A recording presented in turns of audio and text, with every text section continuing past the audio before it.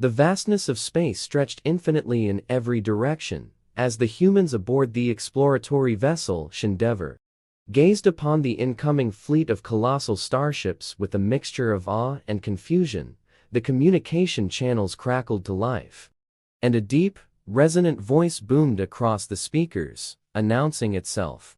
As Grand Imperator Zelther of the Galactic Dominion, humanity had long speculated about the existence of extraterrestrial civilizations.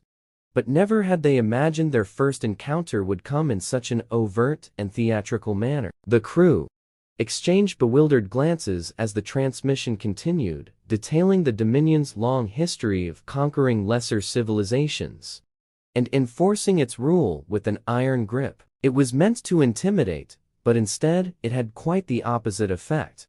Captain Reynolds shifted in his seat, watching as the viewscreen displayed the intricate golden etchings on the massive flagship before them. He cleared his throat and activated the communication relay, addressing the so-called Grand Imperator with a steady voice. "Greetings, noble Zelther and Captain Reynolds of the human vessel Endeavour. We come in peace and seek knowledge about your esteemed empire." His attempt at diplomacy was met with an immediate response from Zelther, whose expression appeared to contort in frustration. "Peace, knowledge, you dare address the Supreme Dominion with such pitiful notions? Your species shall kneel before us, as all others have. The Dominion knows only strength and submission."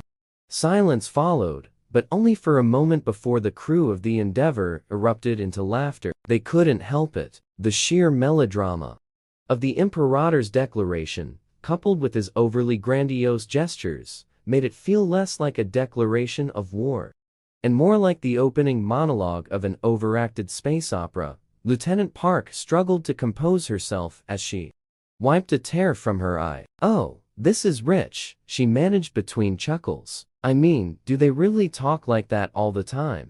The Imperator's expression darkened as he clenched his fists. "This is no laughing matter. Humanity will fall before the might of the Dominion, just as countless others have. The only question is whether you choose to surrender now or after your planet burns."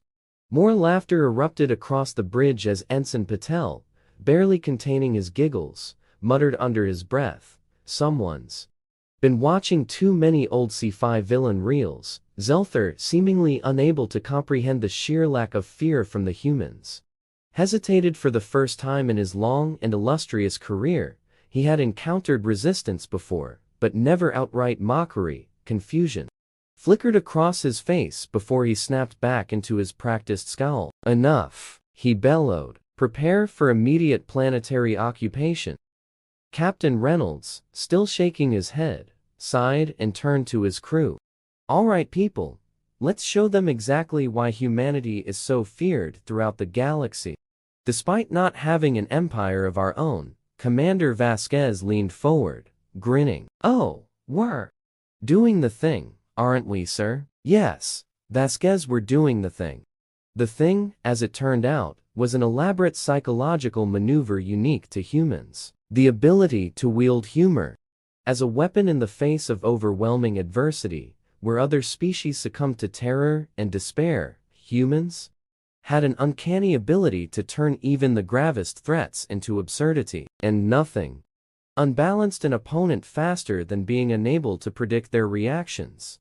As the Dominion forces began their planetary descent, they were met not with panic screams, but with banners hastily scrawled with phrases such as, "Welcome overlords, enjoy your stay," and "Galactic dictators, eat free at Joe's Grill." To the Dominion's utter confusion, entire cities had come together to turn their occupation into a parody. Street performers mimicked Zelther's grandiose speeches with exaggerated gestures, and comically, deep voices. Television networks broadcast satirical news segments depicting the Imperator as an over-the-top cartoon villain, and every public announcement from the Dominion was met with the chorus of exaggerated gasps and dramatic swooning. Zelther himself found his image plastered across every digital billboard on Earth, some displaying him wearing a comically oversized crown, others showing his frowning visage next to captions such as mood. When you realize humans are unconquerable, and I saw, got roasted. He attempted to give a grand speech before the United Nations. But every time he paused for effect, someone in the audience would hold up a scorecard rating his performance out of 10, growing increasingly exasperated. He ordered his troops to crack down on this insolence, but even the Dominion soldiers found themselves struggling to maintain their composure when faced with the sheer absurdity of the human response.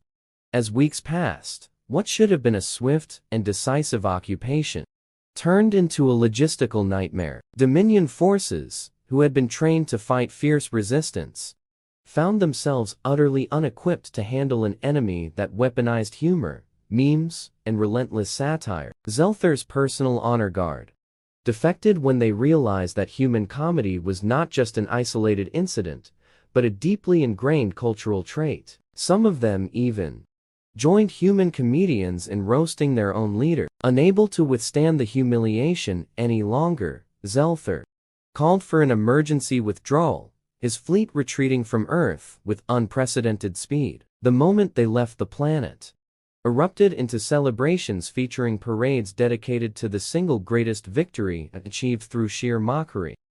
From that day forth, the Galactic Dominion banned all contact with humanity, officially labeling them as a Class X psychological hazard. Zelther himself retired in disgrace, haunted by the sound of human laughter echoing through the vastness of space. Yet the legacy of Earth's victory spread beyond their own solar system. Word of humanity's bizarre and powerful defense mechanism reached other alien civilizations, many of whom had lived in fear of the Dominion. Upon hearing how humans repelled the greatest military force in the known galaxy, using humor alone, several species reached out, eager to form alliances with the one species that had managed to make tyranny look ridiculous. Rebels across the cosmos adopted human satire as their greatest weapon. Holographic projections of Zelther's greatest failures were broadcast throughout Dominion-controlled territories, fueling insurrection and resistance with laughter instead of fear.